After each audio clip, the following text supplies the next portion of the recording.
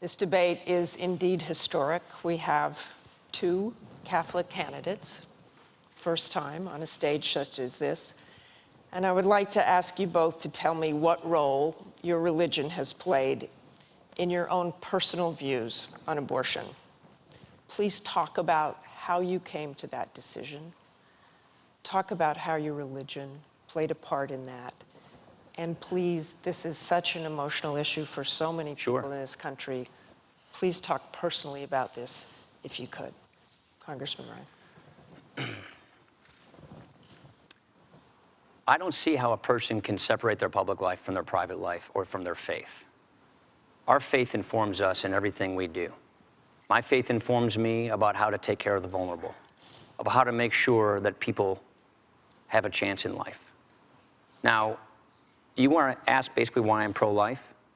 It's not simply because of my Catholic faith. That's a factor, of course. But it's also because of reason and science. You know, I think about 10.5 years ago, my wife Jana and I went to Mercy Hospital in Janesville, where I was born, for our 7-week ultrasound for our firstborn child. And we saw that heartbeat. Our little baby was in the shape of a bean. And to this day, we have nicknamed our firstborn child, Liza, Bean. Now, I believe that life begins at conception. Those are the reasons why I'm pro-life.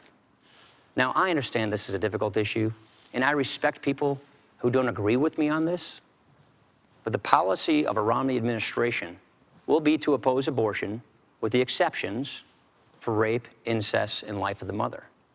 What troubles me more is how this administration has handled all of these issues. Look at what they're doing through Obamacare with respect to assaulting the religious liberties of this country. They're infringing upon our first freedom, the freedom of religion, by infringing on Catholic charities, Catholic churches, Catholic hospitals. Our church should not have to sue our federal government to maintain their religious liberties. And with respect to abortion, the Democratic Party used to say they want it to be safe, legal, and rare.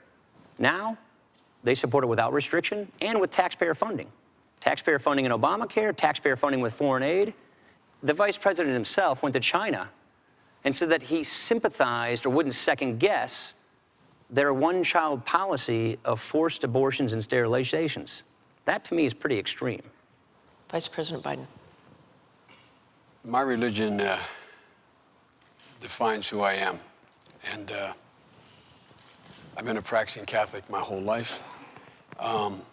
It has particularly informed my social doctrine.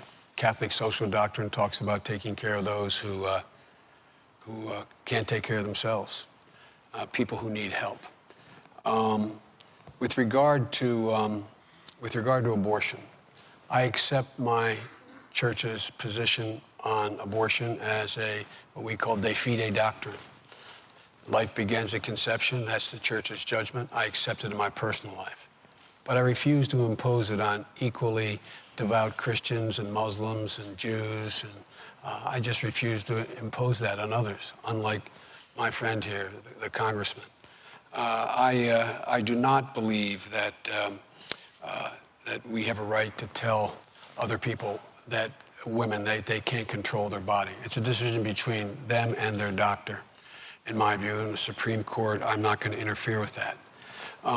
With regard to the assault on the Catholic Church, let me make it absolutely clear. No religious institution, Catholic or otherwise, including Catholic Social Services, Georgetown Hospital, Mercy, any hospital, none has to either refer for contraception, none has to pay for contraception, none has to be a vehicle to get contraception in any insurance policy they provide. That is a fact. That is a fact. Now, with regard to the way in which we differ, my friend says that well, I guess he accepts Governor Romney's position now, because in the past he has argued that there's rape and forcible rape. He's argued that in the case of rape or incest, it would be a crime to engage in having an abortion. I just fundamentally disagree with my friend. Congressman Ryan. All I'm saying is if you believe that life begins at conception, that therefore doesn't change the definition of life. That's a principle. The policy of a Romney administration is to oppose abortion with exceptions for rape, incest, and life of the mother. Now, I've got to take issue with the Catholic Church and religious liberty. You have. If they agree with you, then why would they keep suing you? It's a distinction without a difference. I want to go back to the abortion question here. If the Romney-Ryan ticket is elected, should those who believe that abortion should remain legal be worried? We don't think that unelected judges should make this decision, that people through their elected representatives and reaching a consensus in society through the democratic process should make this determination. The court, the next president will get 1 or 2 Supreme Court nominees. That's how close Roe v. Wade is. Just ask yourself, with Robert Bork being the chief advisor on the court for Mr. Romney, who do you think he's likely to appoint? Do you think he's likely to appoint someone like Scalia or someone else on the court far right that would outlaw abortion? I suspect that would happen. I guarantee you that will not happen. We picked 2 people. We picked people open-minded. They've been good justices. So keep an eye on the Supreme Court. Was there a litmus test on them? There was no litmus test. We picked people who had an open mind, did not come with an agenda.